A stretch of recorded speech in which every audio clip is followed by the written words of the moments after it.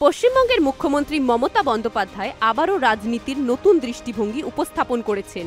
মমতা বন্দ্যোপাধ্যায় প্রায়শই তার বিরোধীদের দ্বারা মুসলিমদের তুষ্টির জন্য অভিযুক্ত হন। এমনকি মুখ্যমন্ত্রীর শাসনকালে হিন্দুদের টার্গেট করে অত্যাচার করা হয়, এই ধরনের অভিযোগও বহুবার বিরোধী পক্ষের দ্বারা করা হয়েছে। সম্প্রতি বাংলাদেশে হিন্দু সম্প্রদায়ের উপর একের পর এক আক্রমণ বেড়েই চলেছে। বাংলাদেশে বিভিন্ন স্থানে হিন্দুদের ওপর শারীরিক ও মানসিক অত্যাচার চলছে, বিশেষত ধর্মীয় কারণে। বাংলাদেশে হিন্দুদের বিরুদ্ধে নানা ধরনের হিংসাত্মক ঘটনাও ঘটেছে। ইস্কনের চিন্ময় কৃষ্ণ দাসকে অন্যায়ভাবে গ্রেপ্তারের পর বাংলাদেশে হিংসা আরও উত্তপ্ত হয়ে উঠেছে। চিন্ময় প্রভুর মুক্তির দাবিতে হিন্দুদের প্রতিবাদ তুঙ্গে উঠেছে, সাথে বেড়ে গিয়েছে সংখ্যালঘু মানুষদের ওপর অত্যাচারের সীমা। এই পরিস্থিতিতে মুখ্যমন্ত্রী মমতা বন্দ্যোপাধ্যায় হিন্দুদের জন্য একটি গুরুত্বপূর্ণ পদক্ষেপ গ্রহণের কথা বলেছেন।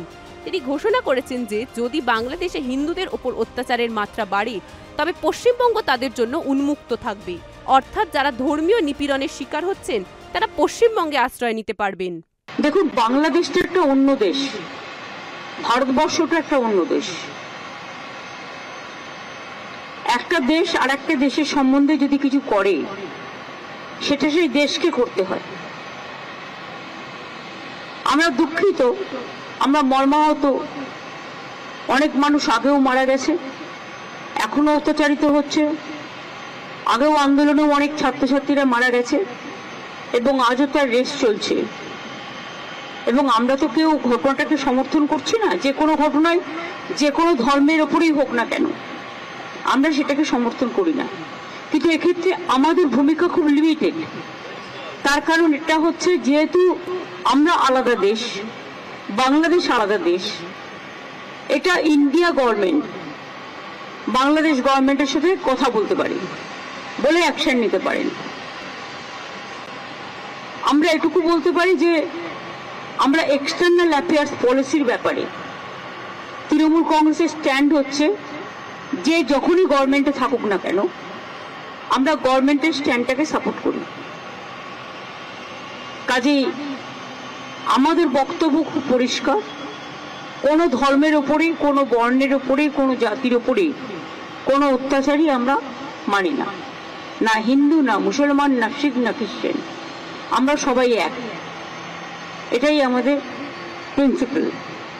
সুতরাং বুঝলে, আমার কথা দিয়ে বুঝতে পারলেন, আমরা যেসব ঘটনা আজ নয় গত 1 বছর ধরে ঘটছে, প্রত্যেকটা ঘটনার জন্যই আমরা দুঃখিত। কিন্তু দুঃখিত হলেও আমরা যেহেতু একটা অন্য দেশের নাগরিক এবং আমাদের স্টেট গভর্নমেন্ট আছে, কিন্তু সেন্ট্রাল গভর্নমেন্টও আছে, সুতরাং এটা জিওআই মানে government of India can take up the matter with the Bangladesh government. এটা বোথ দ্য কান্ট্রিজ কথা বলতে পারে, সেটেল করতে পারে। এক্ষেত্রে আমাদের তো কোনোভাবে ইনভলভ করা হয় না এবং আমরা জানিও না।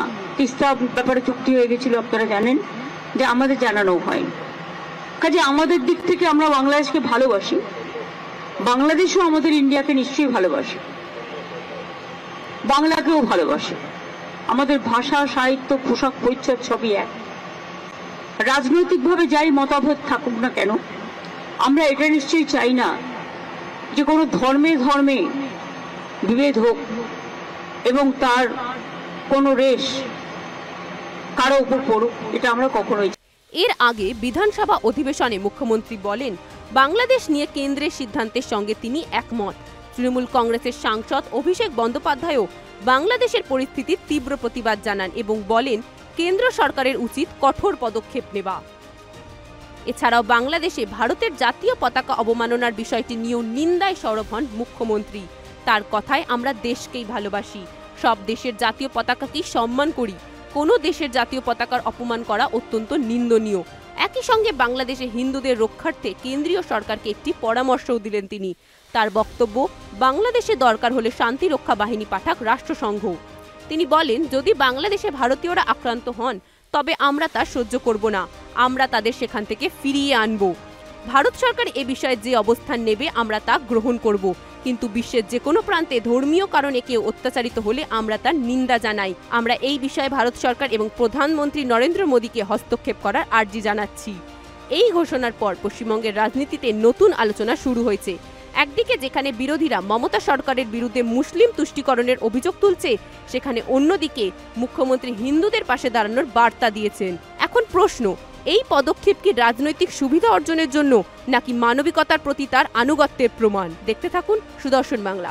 জয় হিন্দ, জয় ভারত।